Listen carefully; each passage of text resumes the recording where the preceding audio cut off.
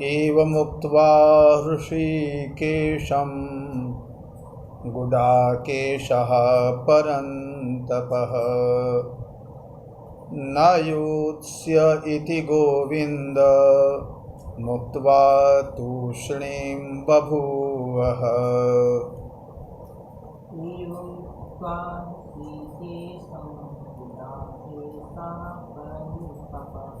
न योत्स्य इति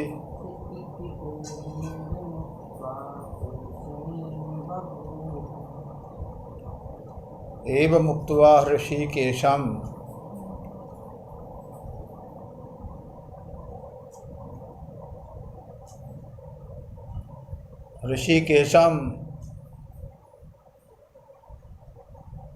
गोविंदम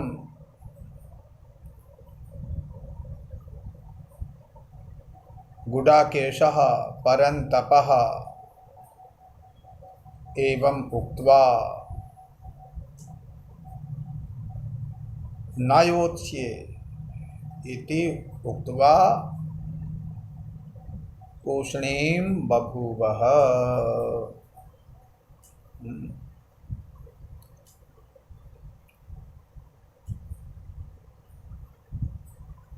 इस श्लोक में अर्जुन के लिए गुडाकेशः परन्तपः कहा गया और भगवान श्री कृष्ण के लिए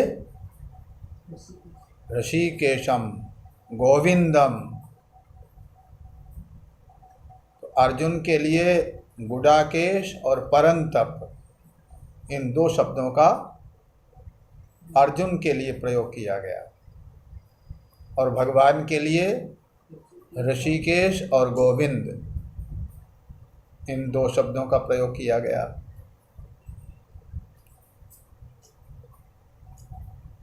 तो कल के प्रसंग में गुडाकेश और ऋषिकेश, इन दो शब्दों की व्याख्या हुई थी।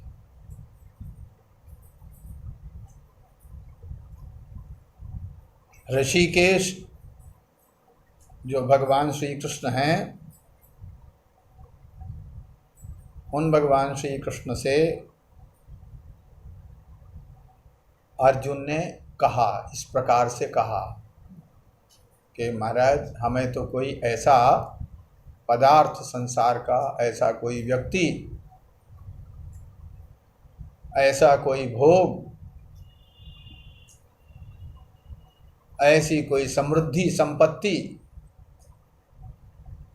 हमें ऐसा कुछ नहीं दिख रहा है जो हमारे शोक को दूर करे।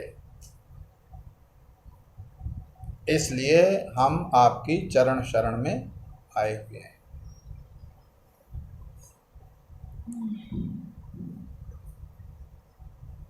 तो यहाँ अर्जुन के लिए गुडाकेश शब्द का प्रयोग हुआ। अर्जुन ने आलस्य को जीत लिया है। गुडाकेश का अर्थ है निरालस्य। गुडाकेश का अर्थ है जो पुरुषार्थी है, स्वभाव से जो उद्योगशील है,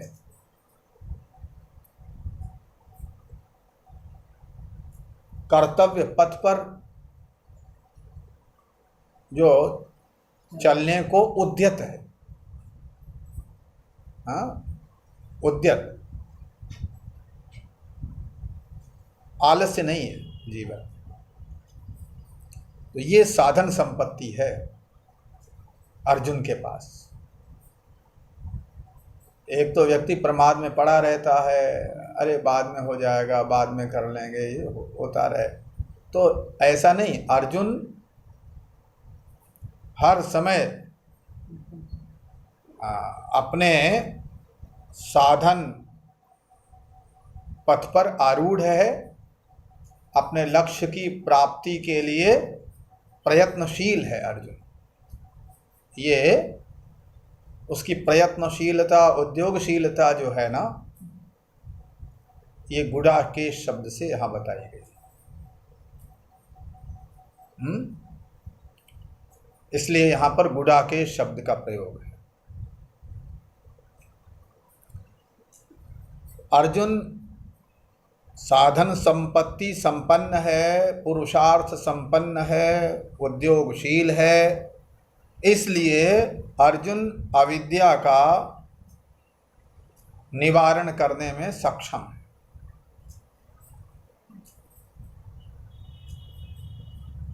और जितालस्य होने के साथ साथ अर्जुन क्या है? परंतप है। जो पर है उसको तपाने वाला है। पर कौन? पर का अर्थ है, सामान्य अर्थ है शत्रुगण। तो शत्रुओं को संतप्त करने वाला। शत्रु अर्जुन के शौर्य को, तेज को, उनके पराक्रम को देखकर कांपने लगते हैं। एक तो ये अर्थ है। और दूसरा अभिप्राय ये है कि जो पर है, पर का अर्थ है जो आत्मा का धर्म है नहीं, जो शरीर मन बुद्धि आदि का धर्म है, शोक मोह भय दैन्य, ये जो आत्मा का धर्म नहीं है, तो जो आत्मा का स्वभाव है वो तो हुआ अपना स्वभाव, वो तो हुआ अपना। जो आत्मा का स्वभाव है वो अपना, और जो आत्मा का स्वभाव नहीं है, जो आत्मा का धर्म नहीं, वो हो गया पर। तो ये जो काम क्रोध लोभ मोह भय दैन्य आदि को ये कंपायमान करने वाला है, संतप्त करने वाला है। इसलिए यहाँ परंतप शब्द का प्रयोग। इसका अर्थ यह है कि अर्जुन में अभी भले ही शोक दिखाई पड़ रहा है, भले ही अभी दैन्य दिखाई पड़ रहा है, कार्पण्य दोष अभी उसमें दिख रहा है, किंतु ये टिकने वाला नहीं है। जैसे एक शूरवीर को देख के जो शत्रु पक्ष में खड़े हुए सैनिक एक शूरवीर को, योद्धा को देख के डर जाते हैं, भाग खड़े होते हैं। भले ही वो प्रारंभ में खड़े दिखाई पड़ रहे हैं, लेकिन ज्यों वो शूरवीर पराक्रमी योद्धा वहाँ आया और उसने एक हुंकार भरी, एक धनुष की टंकार का प्रयोग किया, और फिर वो सैनिक पर पक्ष के जो सैनिक हैं, शत्रु पक्ष के सैनिक गण हैं, वो भाग खड़े होते हैं उसको देख के ही। अरे इसके सामने हम भला क्या टिक पावेंगे। तो ऐसे ही यहाँ अर्जुन में ये शोक मोह भय दैन्य आदि जो आया है, जो भले ही अभी प्रतीत हो रहा है, ये सब भाव अभी प्रतीत हो रहे हैं, लेकिन ये टिकने वाले नहीं हैं। अर्जुन की उद्योगशीलता, उसकी प्रयत्नशीलता को देख के, उनके पुरुषार्थ को देखकर, उनकी साधन संपत्ति को देख के, उनकी ऋजुता आदि को देख के, ये जितने भी हैं सक्षम, अविद्या के निवारण में सर्वथा सक्षम अर्जुन को देखकर ये सब भाग खड़े होंगे। इसलिए यहाँ परंतप शब्द का प्रयोग किया। तो एक तो है गुडाकेश और दूसरा परंतप। परंतप काम क्रोध आदि जो विकार हैं, जो आत्मा में नहीं हैं, उन्हें संतप्त करने के कारण अर्जुन का नाम है परंतप।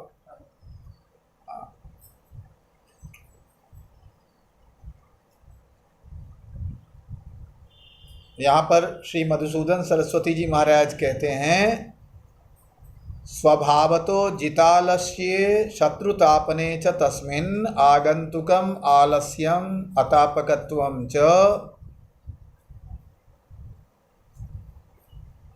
स्वभावतो जितालस्य, स्वभाव से अर्जुन जितालस्य है। जितालस्य का मतलब अर्जुन ने प्रमाद पर, आलस्य पर स्वाभाविक रूप से विजय प्राप्त कर रखी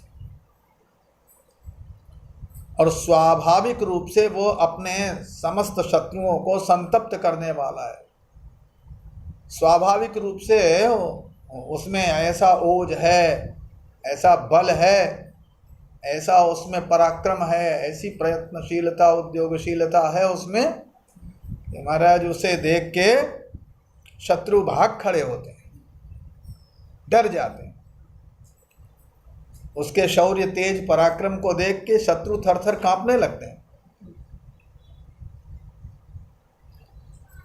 तो ऐसे अर्जुन में कायरता, दीनता, शोक, विषाद ये वास्तव में टिक ही नहीं सकते। हाँ, सर्वथा नहीं। ये स्वाभाविक नहीं है। ये दैन्य, शोक और स्वाभाविक नहीं है, तो इसलिए स्थायी भी नहीं है ना। जो जिसमें स्वाभाविक नहीं होता है उसमें वो धर्म स्थायी भी नहीं रहता है। जैसे आग पर पानी चढ़ाओ, हाँ, पानी गर्म करते हैं तो अग्नि में जल को गर्म करते हैं तो जल गर्म हो गया और उसमें हाथ डालते हैं तो अरे भाई तो जल रहा है, पानी जल रहा है, बहुत गर्म हो गया। लेकिन पानी में जो गर्मी है, पानी में जो उष्णता है वो स्वाभाविक है। हाँ, है स्वाभाविक। तो स्वाभाविक कहाँ है? अग्नि के कारण उसमें स्वाभाविक नहीं है। अग्नि के कारण उसमें उष्णता आई। जल का स्वभाव तो हाँ शीतलता है, उसमें स्वाभाविक रूप से रहती है, और उष्णता उसमें स्वाभाविक नहीं है, औपाधिक है, अग्नि के कारण उसमें आई है। तो इसलिए वो जल आप थोड़ी देर रखा रहने दो, फिर ठंडा हो जाएगा, फिर ठंडा है ना। तो ऐसे ही अर्जुन में अभी ये ममता के कारण, हाँ, कि ये मेरे गुरुजी हैं, ये मेरे पितामह हैं, तो ममता के कारण अविद्याकृत अनात्मा में आत्मबुद्धि होने के कारण शरीर में मैपना हो गया, और शरीर में मैपना हुआ तो ये मेरे हो गए, और मेरे हुए तो हमसे बिछुड़ जाएंगे, तो इनके बिना हम कैसे जिएंगे। तो इस अविद्याकृत अनात्मा में आत्मबुद्धि से उत्पन्न जो ममता है, और उस ममत्व के दोष से ये जो दैन्य आया, ये जो अर्जुन में शोक प्रतीत हो रहा है, दैन्य प्रतीत हो रहा है, मोह प्रतीत हो रहा है, ये स्वाभाविक नहीं है, आगंतुक है। तो जो आगंतुक होता है, स्वाभाविक नहीं होता है, वो स्थायी नहीं रहता। तो भगवान को ये पता है कि ये स्थायी नहीं रहने वाला है, ये आगंतुक है, ये बस अभी थोड़ी देर बाद जो इसे हम समझावेंगे तो इसका दैन्य, इसका शोक, इसका मोह, इसका भय सब कपूर की तरह उड़ जाएंगे। ये रुकने वाले, टिकने वाले नहीं हैं।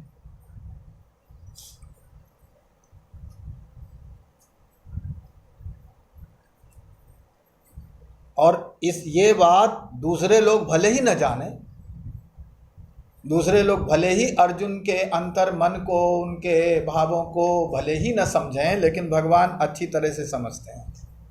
क्यों समझते हैं? क्योंकि भगवान, यहाँ उसका उत्तर यहीं दिया गया है इसी श्लोक में। क्योंकि भगवान का नाम है ऋषिकेश।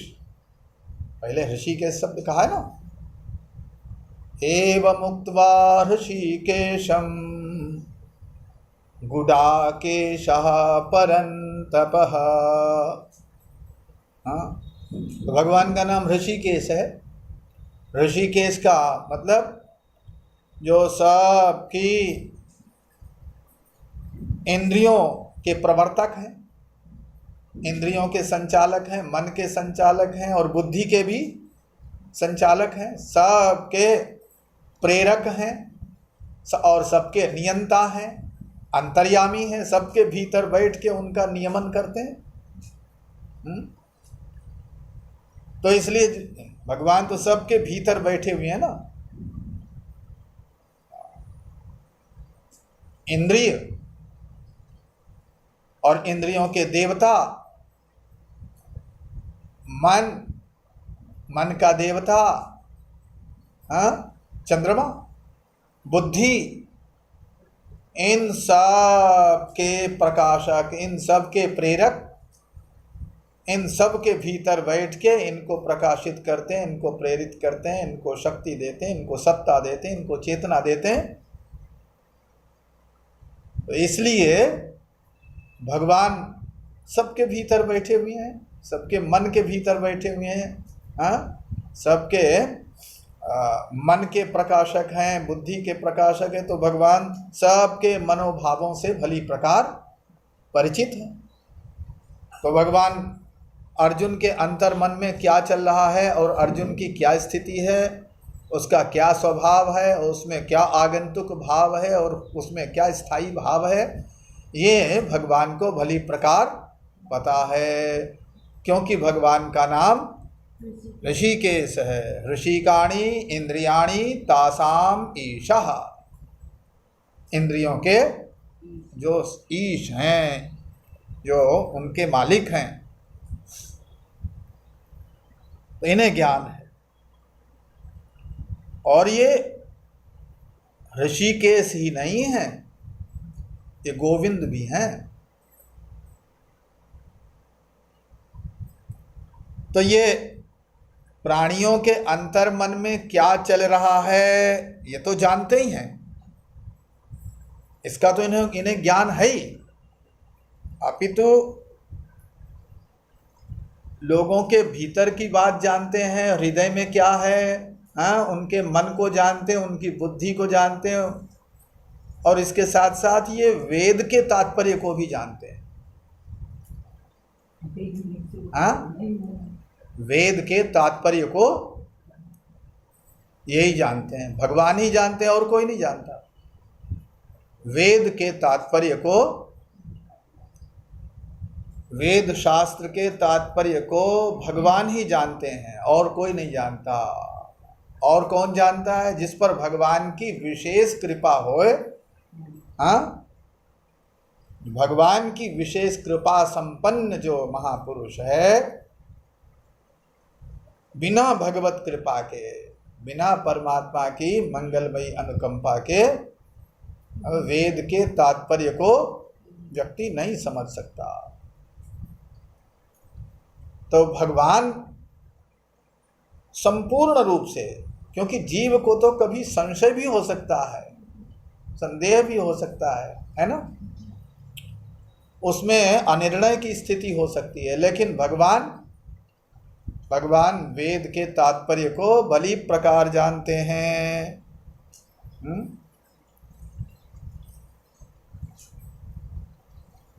वेद के वास्तविक तात्पर्य का भगवान को परिज्ञान है, और इसीलिए इनका नाम गोविंद है।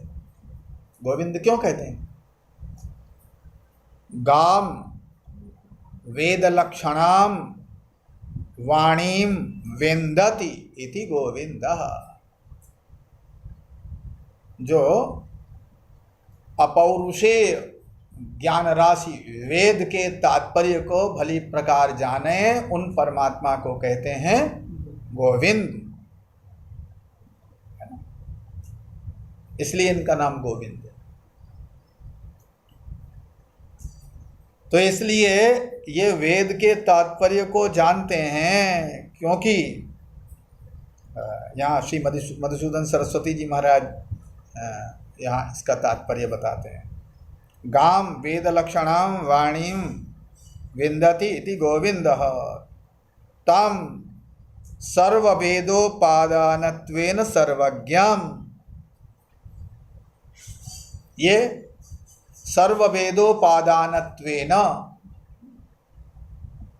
ये सब वेदों के उपादान हैं। हाँ? उपादान, क्योंकि मूल में तो सच्चिदानंद स्वरूप परमात्मा ही है।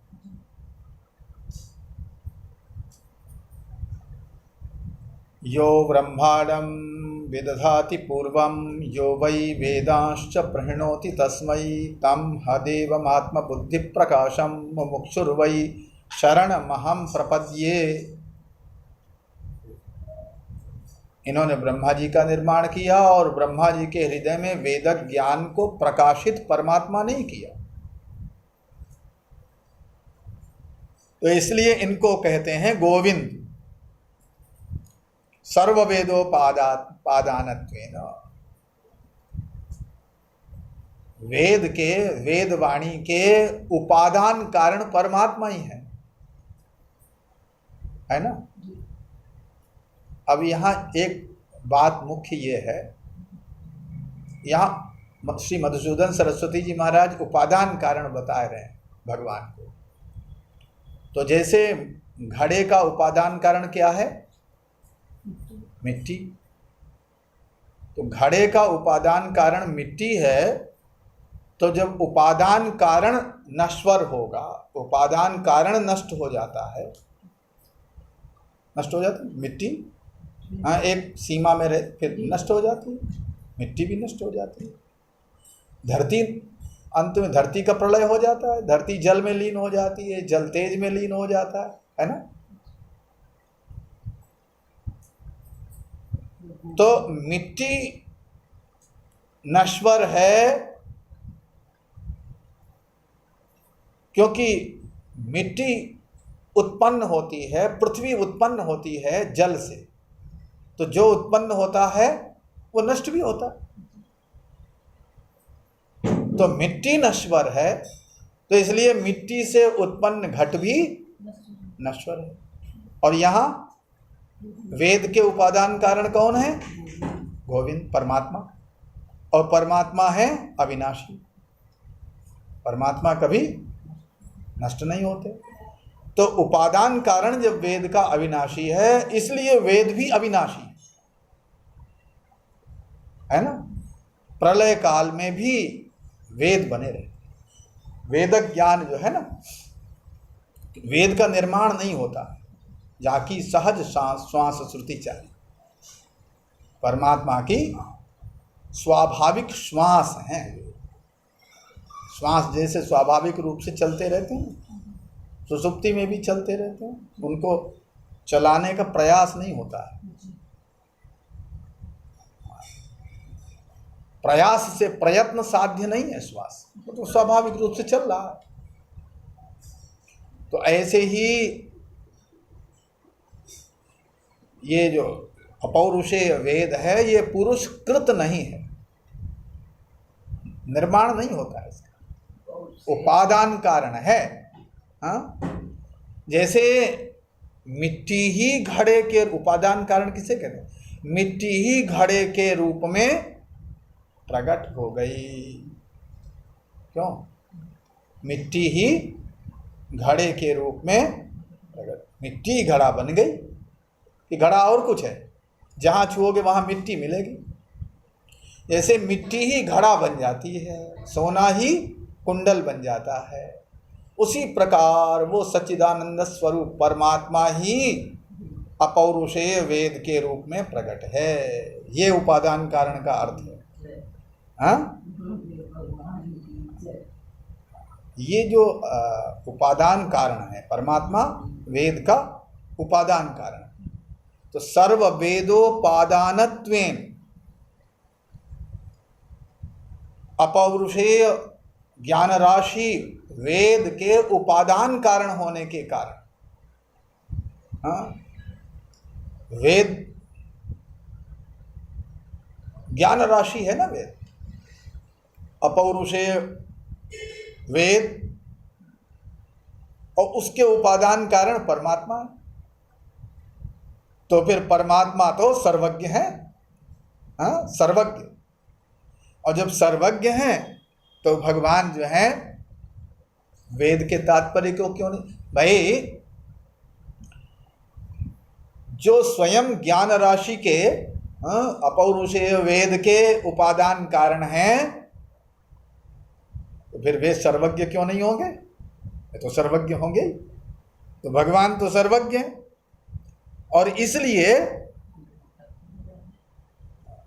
वही उपादान कारण है, उनमें ही तो वेद प्रकट हुए या वही वेद के रूप में प्रकट हुए।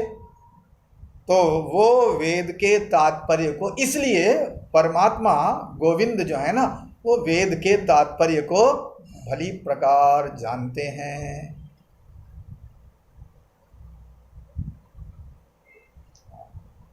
वेद के तात्पर्य को भली प्रकार जानते हैं।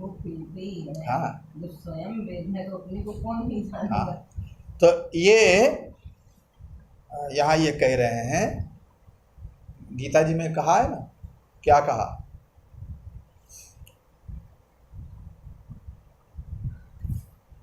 अच्छा, यहाँ पर ये एक प्रश्न होता है, ये प्रश्न होता है कि भगवान वेद के तात्पर्य को जानते हैं, तो वेद का तात्पर्य क्या है ये बताओ, है ना? भगवान ही वेद के तात्पर्य को जानते हैं, इसलिए उन्हें गोविंद कहते हैं। फिर वेद का तात्पर्य है क्या? वेद के तात्पर्य भगवान ही हैं, और ये भगवान स्वयं कह रहे हैं कि हम ही वेद के तात्पर्य हैं। कहाँ कह रहे हैं? गीता जी में कह रहे हैं। कहाँ? 15वें अध्याय में, वेदैश्च सर्वैरहमेव वेद्यो वेदांत कृद्वेद विदेव चाहम वेदैश्च सर्वैरहमेव वेद्यः। सब वेदों के द्वारा वेद्य हम ही हैं, सब वेदों के तात्पर्य हम ही हैं। वेद के द्वारा किसे जाना जाता है? गोविंद को। इसलिए गोविंद शब्द का अर्थ, दूसरा अर्थ होता है गोभी श्रुति वचो भी विंदते प्राप्यते इति गोविंदा। जो श्रुतियों के द्वारा, जिनके तात्पर्य को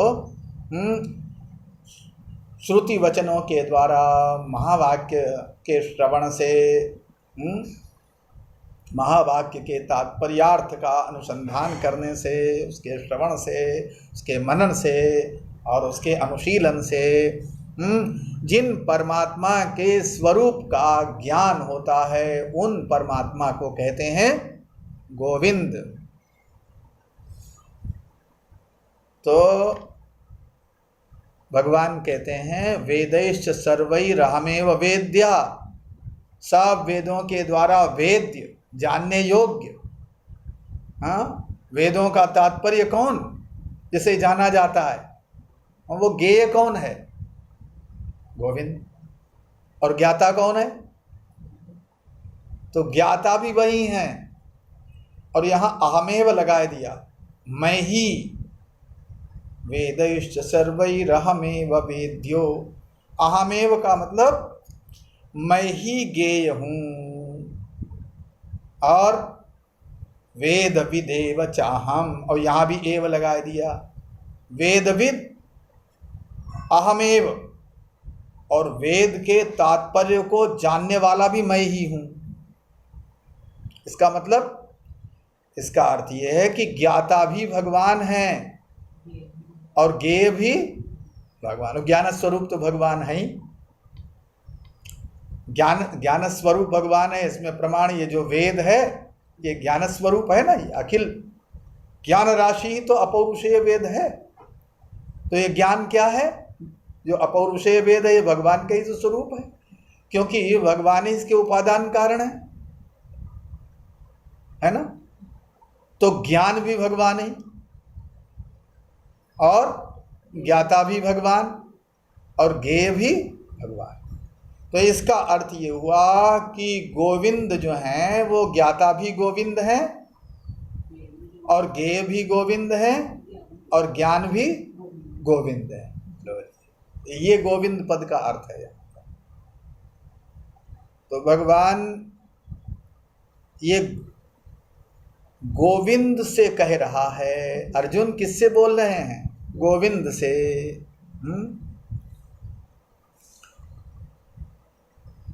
ऐसे गोविंद के जो गेय भी हैं, ज्ञाता भी हैं, ज्ञान भी हैं, ऐसे गोविंद के श्री चरणों में अर्जुन प्रपन्न हो गए। और प्रपन्न हो गए और बोले, एव मुक्त्वा ऋषिकेशं गुडाकेशः परन्तपः।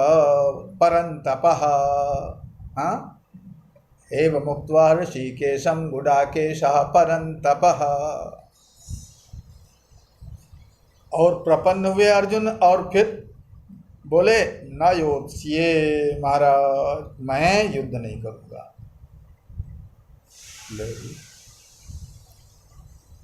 और मैं युद्ध नहीं करूँगा ये कह के फिर मौन हो गए। न योत्स्ये, मैं युद्ध नहीं करूँगा, और ये कह के महाराज तूष्णीम बभूव, चुप, मौन साध लिया। अब मौन क्यों हो गए? मानो अब उन्होंने मौन को ही कल्याण का श्रेष्ठतम साधन समझ लिया कि ये जो मौन है ना, मौनी बाबा बन जाओ, यही श्रेष्ठ साधन है। क्योंकि श्रुति भी कह रही है कि वाचारंभनम विकारो नामधेयम मृत्तिकेत्येव सत्यम। वाणी से आप जिसका जिसका वर्णन करोगे, वाणी से जिसको बोलोगे, जिसको कहोगे, वाचा आरभ्यमानम, वाणी से जिनका जिनका आरंभ करोगे वो सब विकार ही है। वाचा आरभ्यमानम विकार नामधेयमेव विकार। वाणी से आरंभ किया गया जो नाम है वही विकार। इसलिए बोलो ही मत, मौन हो जाओ। यही साधन है परमात्मा के ज्ञान का, ब्रह्म के स्वरूप को जानने का ये उत्तम साधन है कि मौन। श्रुतियां मौन हो गई,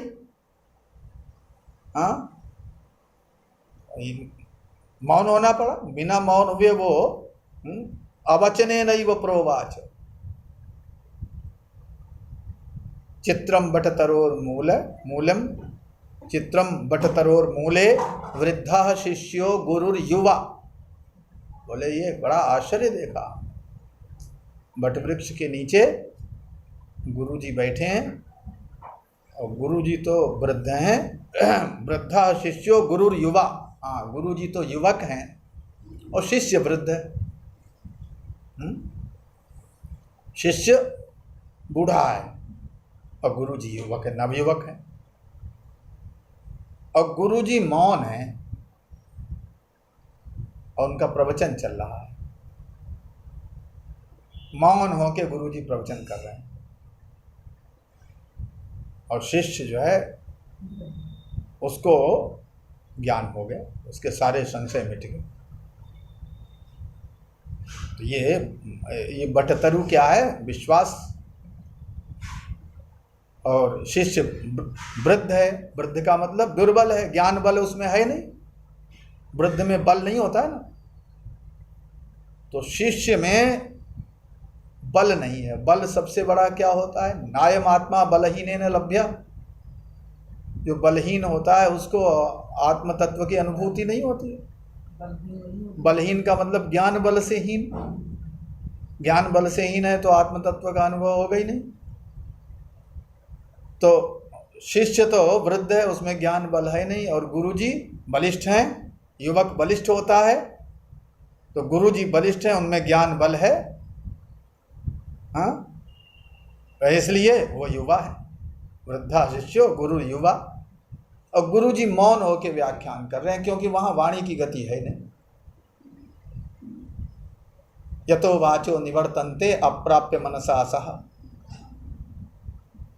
मन के साथ वाणी जहाँ से लौटे आवे, वाणी की गति उस तत्व तक नहीं है, वहाँ से वो उपराम हो जाती। तो वाणी की उपरति जब हो जाए, है ना,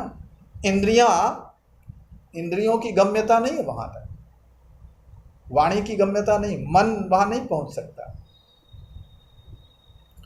तो इसलिए ये जो मौन है, इसीलिए गुरु जी मौन,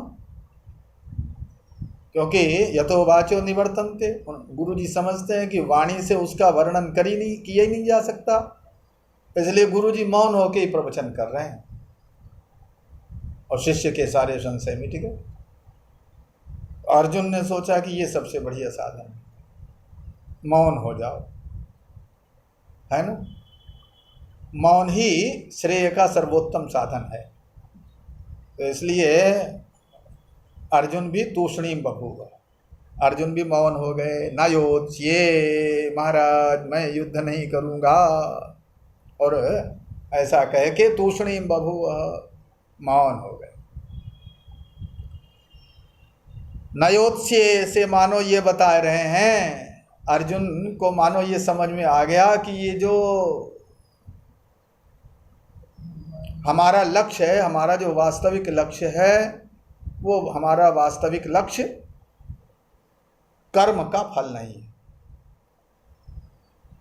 कर्म से प्राप्त होने वाला नहीं है।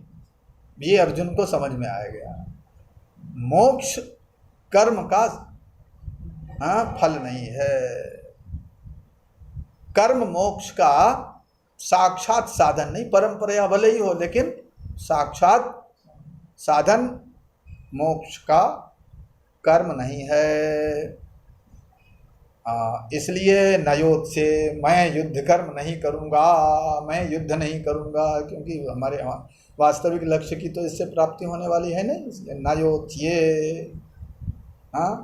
ये समझ में आ गया, और इसीलिए अर्जुन यहाँ बस मौन हो गए। अब अर्जुन मौन हो गए तो अब भगवान अर्जुन से बोले। कैसे बोले, किस ढंग से बोले, ये 10वें श्लोक में। तमुवाच ऋषिकेशः प्रहसन्निव भारत, सेनयोरुभयोर्मध्ये विषीदन्तमिदं वचः। बोलो।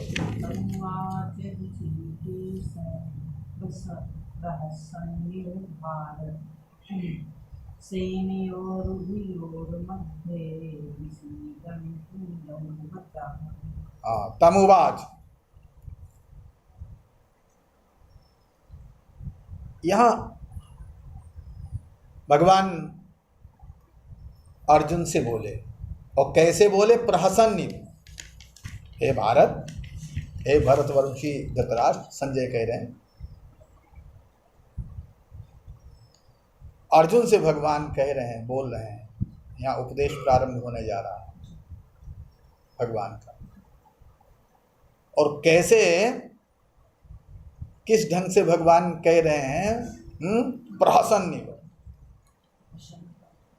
हंसते हुए से भगवान बोले, प्रहसन्निव।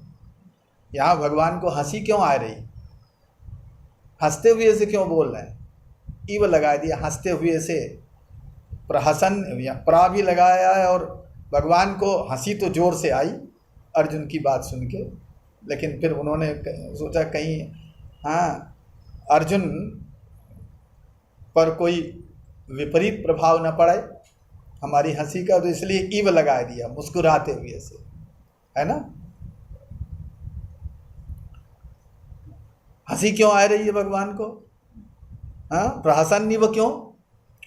तो पहला कारण तो यह है कि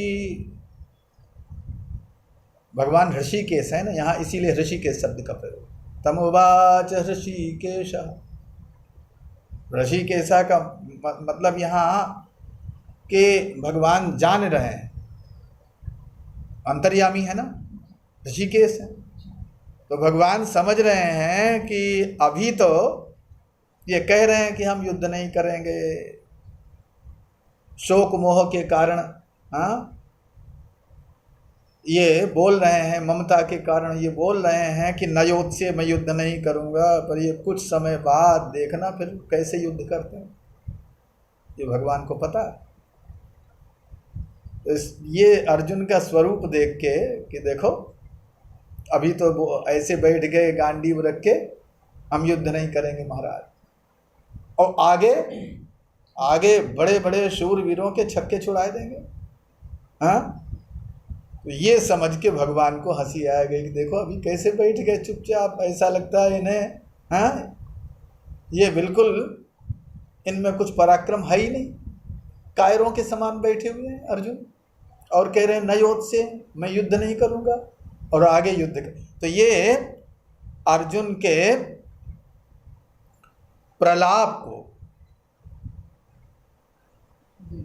हाँ, ये निश्चित रूप से युद्ध करेंगे भगवान समझते, इसलिए अर्जुन के इस मिथ्या प्रलाप को सुन के भगवान को नयोत्से मैं युद्ध नहीं करूँगा, ये सुन के अर्जुन के मुख से भगवान को हंसी आएगी। हाँ, हंस के टाल दिया भगवान।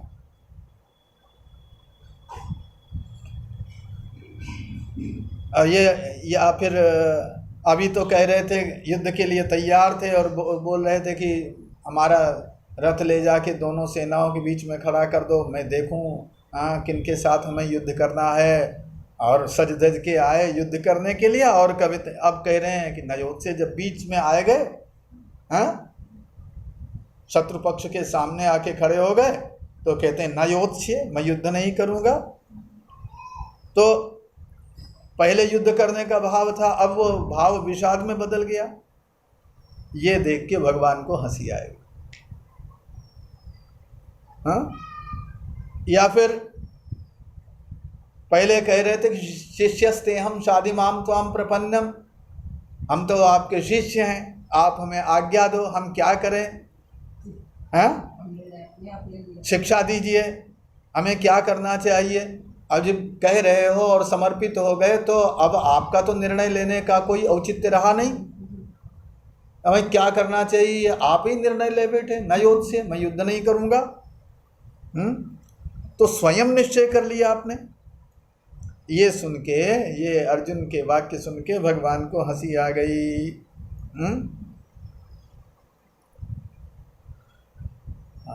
या भगवान को हंसी इसलिए आई, जैसे कोई अरबपति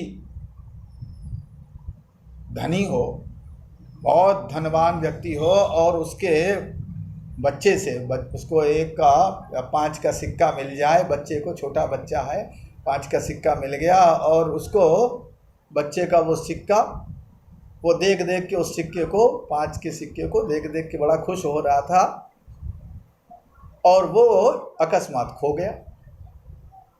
तो वो बालक रोने लगता है, 5 का सिक्का खो गया, मेरा 5 रुपया खो गया, मेरे 5 रुपये खो गए।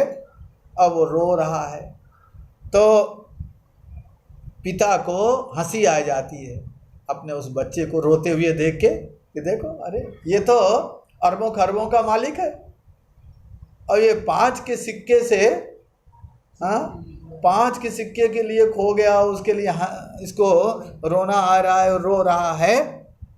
हाँ, तो जैसे उस पिता को हंसी आ जाती है, क्योंकि बालक के लिए वो 5 का सिक्का बड़ा महत्वपूर्ण है बालक की दृष्टि में, लेकिन पिता की दृष्टि में वो 5 का सिक्का कोई विशेष महत्व नहीं रखता, उसका कोई विशेष महत्व नहीं है, नगण्य है उसकी दृष्टि में। तो इसी प्रकार जो समस्या अर्जुन को बड़ी गंभीर लग रही है, अब क्या करें, ये इनके साथ युद्ध कैसे करें, हाँ, हमें कुछ समझ में नहीं आ रहा है, हम क्या करें क्या न करें। तो जो समस्या अर्जुन को बड़ी गंभीर लग रही है, बड़ी जटिल लग रही है, समझ रहे हैं कि इसका तो पार पाना ही कठिन है, श्री कृष्ण को वो समस्या नगण्य लग रही है। अरे ये तो कुछ नहीं, क्योंकि सर्वज्ञ है ना, हाँ, भगवान है, ऋषिकेश है, गोविंद है, तो इसलिए भगवान तो उसको हंस के उसका समाधान कर देंगे, हाँ, चुटकी बजाते हुए उसका समाधान कर देंगे। जीव को जो दुख बड़ा दुस्तर लगता है और भगवान को लगता है कि ये कुछ है ही नहीं, क्योंकि जीव को दुख कष्ट शोक तब होता है जब उसमें मैं और मेरापना होता है, और भगवान में न मैंपना है न मेरापना है। हाँ, यस्य नाहं कृतो भावो बुद्धिर यस्य न लिप्यते हत्वापि स इमान लोकान न हन्ति न निबध्यते। तो इसलिए भगवान की दृष्टि में कोई समस्या नहीं, शोक का, मोह का, दैन्य का, भय का कोई कारण है ही नहीं, और अर्जुन उस शोक के सागर में डूबा जा रहा है। उसे बड़ी जटिल समस्या लग रही, भगवान को हंसी आ गई, हाँ, कि जिसका कोई कारण नहीं है और उसके कारण ये जो है शोक मोह समस्याग्रस्त होके दुखी हो रहा है, हाँ, दीनहीन हो रहा है। तो इसलिए भगवान प्रहसन उसको उसका हंस के समाधान भगवान करेंगे अपने उपदेशों के द्वारा। तो इसलिए प्रहसन हंसते हुए भगवान ने उपदेश देना प्रारंभ किया। बोलिए श्री कृष्ण चंद्र